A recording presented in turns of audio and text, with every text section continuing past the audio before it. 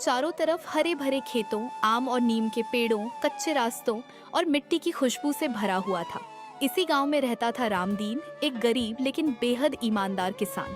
रामदीन के पास ज्यादा जमीन नहीं थी, सिर्फ 2.5 बीघा। उसी में वह मेहनत करके अपने परिवार का पेट पालता था। उसकी पत्नी सीता सीधी सादी और संस्कारी महिला थी। उसका एक बेटा मोहन और एक बेटी गुड़िया थी। घर मिट्टी का था, छत खपरेल की, लेकिन दिलों में सच्चाई और संतोष की छाया थी। रामदीन रोज सूरज निकलने से पहले उठ जाता, बैलों को चारा देता, हल कंधे पर रखकर खेत की ओर निकल पड़ता। उसके हाथों में छाले थे, पीठ झुकी हुई थी, लेकिन चेहरे पर कभी शिकन नहीं रहती थी। रामदीन मानता था कि मेहनत और ईमानदारी कभी खाली नहीं जाती। रामदीन की हालत बहुत साधारण थी। कई बार घर में नमक रोटी से ही गुजारा होता। सीता कभी शिकायत नहीं करती। वह बच्चों से कहती, बेटा, हमारा पेट भले कम भरे, लेकिन हमारा सिर किसी के सामने नहीं झुकता। मोहन पढ़ाई में अच्छा था, लेकिन स्कूल की फीस और किताबों के लिए पैसे जुटाना मुश्किल हो जाता। कई बार रामदीन को अपनी फसल औने पौने दामों में बेचनी पड़ती। फिर भी रामदीन कभी गलत रास्ता नहीं चुना। गांव में कुछ किसान ऐसे भी थे जो मिलावट करते, तौल में गड़बड़ी करते या सरकारी अनाज में चोरी करते थे। वे रामदीन का मजाक उड़ाते और कहते, अरे रामदीन, इतनी ईमानदारी का क्या करोगे? देखो हमें पक्का का घर और मोटरसाइकिल। रामदीन बस मुस्कुरा देता और कहता, भैया, जो मिला है मेहनत से मिला है, गलत कमाई चैन नहीं देती। एक साल बारिश ने धोखा दे दिया। खेत सूखने लगे, फसल आधी भी नहीं हुई, कर्ज चढ़ने लगा। साहूकार रोज ताना मारता और बोलता, रामदीन, इस बार पैसा नहीं दिया तो जमीन लिख देनी पड़ेगी। उस रात रामदीन देर तक सो नहीं सका। उसने आसमान की तरफ देखा और मन ही मन बोला, हे भगवान, मैंने कभी किसी का हक नहीं मारा, मेरे बच्चों का भविष्य बचा लो। कुछ दिन बाद रामदीन खेत की मेड़ पर हल चला रहा था। अचानक हल किसी सख्त चीज से टकराया।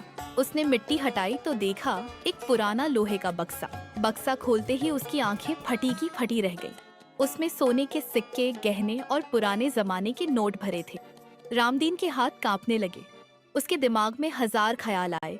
अगर ये धन मेरा हो जाए तो कर्ज खत्म, बच्चों की पढ़ाई, पक्का घर। लेकिन अगले ही पल उसका जमीर जाग उठा। ये मेरा नहीं है, जो मेरा नहीं इसे रखना पाप है। वह बक्सा उठाकर घर ले आया, सीता को सब दिखाया। सीता भी थोड़ी देर चुप रही, फिर बोली, अगर ये धन हमारे नसीब का होता तो भगवान खुद देता, किसी और का हक हमें नहीं चाहिए।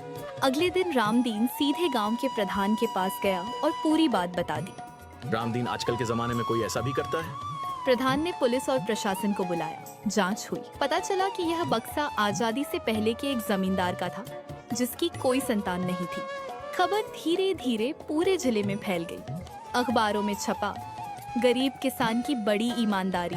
प्रशासन ने फैसला किया कि बक्से में मिली संपत्ति का एक हिस्सा रामदीन को ईमानदारी के इनाम के रूप में दिया जाएगा। साथ ही उसे एक प्रशस्ति पत्र और सम्मान राशि भी मिली। रामदीन की आंखों में आंसू आ गए। उसने कहा, मैंने कुछ खास नहीं किया, बस वही किया जो हर इंसान को करना चाहिए। अब वही लोग जो कभी उसका मजाक उड़ाते थे, सिर झुकाकर सलाम करने लगे।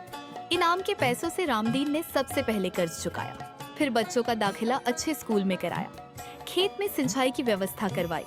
2 साल में एक दिन मोहन ने अपने पिता से पूछा, बाबूजी, अगर उस दिन आप धन रख लेते तो भी हमें सब मिल जाता।